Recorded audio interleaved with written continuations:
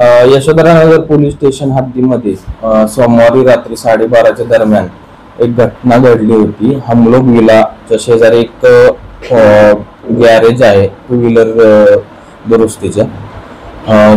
सय्यद शाहरुख यांचे ते गॅरेज आहे।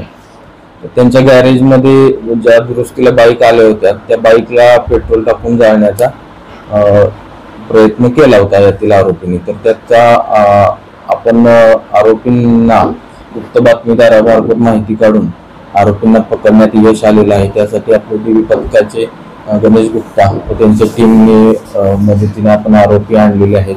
तर त्यामध्ये टोटल 5 आरोपी आहेत, त्यांना आपण ताब्यात घेतलेला आहे आणि पुढील कारवाई चालू आहे। त्यामध्ये 5 आरोपीपैकी 3 आरोपी जे आहेत ते मेजर म्हणजे 18 वर्षापेक्षा जास्त वय असलेले आरोपी आहेत आणि बाकीचे जे 2 आहेत ते विधी संघर्षग्रस्त बालक आहेत। ते 3 मध्ये मोहम्मद नूर अन्सारी, शेख अनवर असलम, मोहम्मद इस्माईल अन्सारी असे 3 जण आरोपी आहेत। यामध्ये गॅरेज मालक जो शाहरुख सय्यद व यातील आरोपी शेख अनवर यांचा यापूर्वी एकाच परिसरात राहणं आहे आणि यापूर्वी किरकोळ कारणावरून भांडण झालं होतं 1-1.5 महिन्यापूर्वी। त्याचा राग मनात ठेवून यातील आरोपींनी सदरची घटना केलेली आहे।